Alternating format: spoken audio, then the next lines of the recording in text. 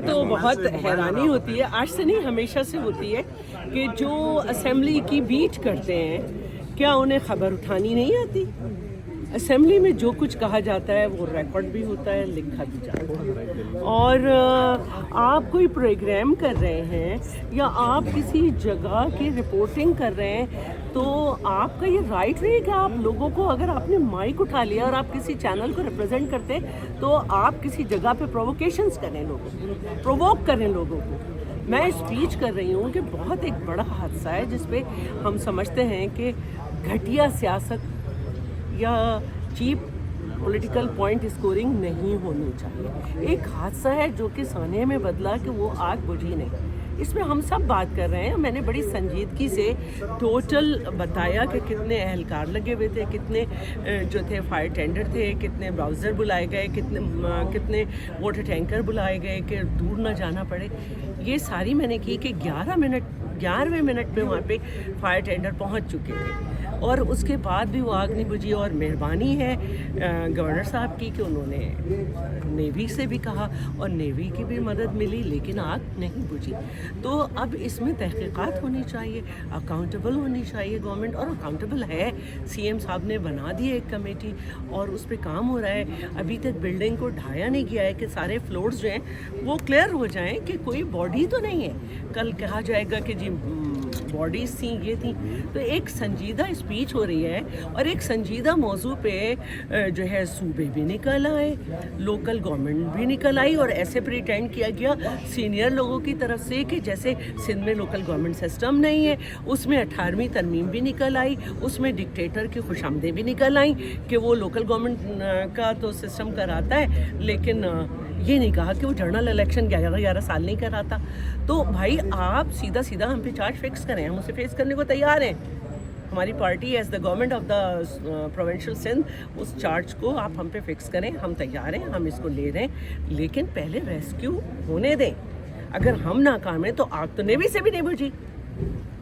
تو جو حکومت ہے وہ یہ کہہ رہی ہے اور اہم ترین اس میں وزیر میں کہہ نے رہے یہ ہیں کہا کہ سب سے پہلے تو اس احساس کے اور درد کے اجاگر ہونے کی ضرورت ہے کہ یہ فکر ہو، یہ احساس ہو، یہ درد ہو کہ کراچی پاکستان کے باقی شہروں سے ایک مختلف شہر ہے، ایک قومی شہر ہے. کوئی اور شہر وہ درجہ نہیں رکھتا.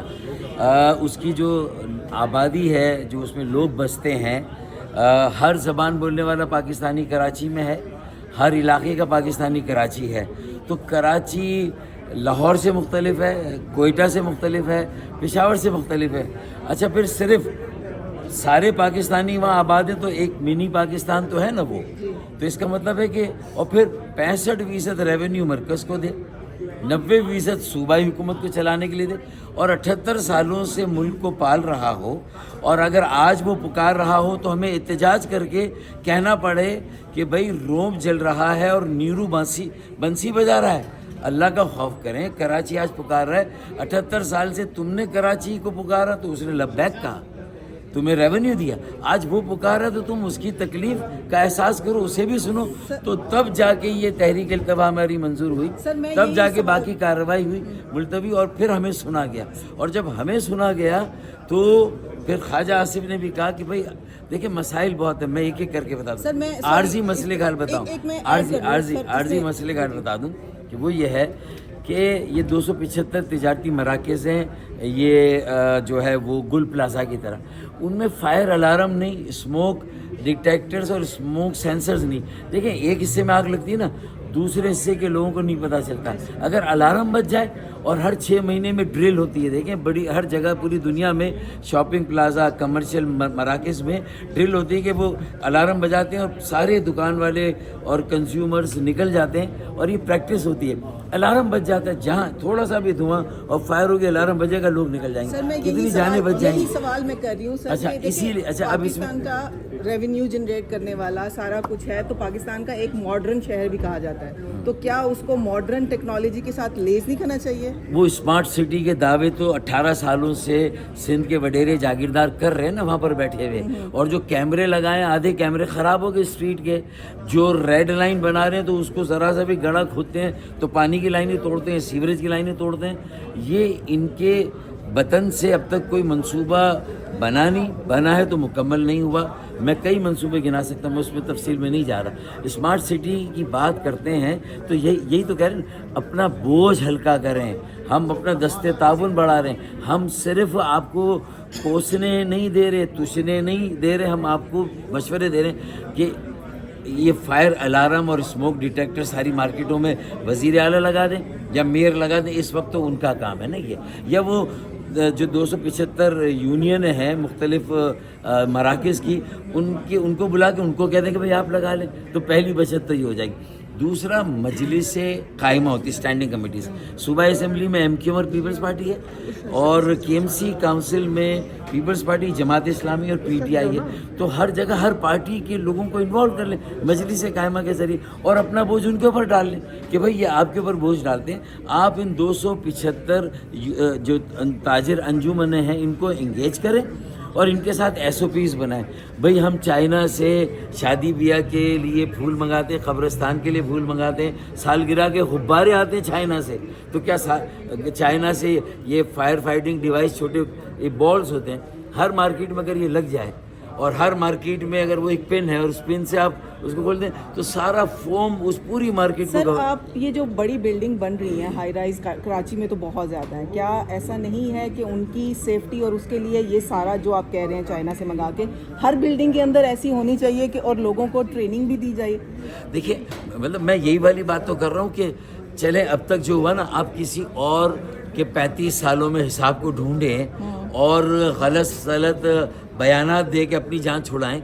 चले अगर माजी में गलत हुआ था तो 18 सालों से तो बिला शिरकतें, खैरे, तमाम वसाइल, तमाम इख्तियारात, इक़्तिदार, तमाम वजारतें, महकमे, पुलिस, सब कुछ तो आपके ज़ेरे दस्त निगरानी है ना, आपके कंट्रोल में है। तो अब तो आपका हिसाब होना है ना। तो आप बताएं कि आपने इन 18 सालों में क्या किया। अच्छा चलें, 18 सालों में आप पिछले 35 साल को अभी भी रोएंगे तो रोते रहें।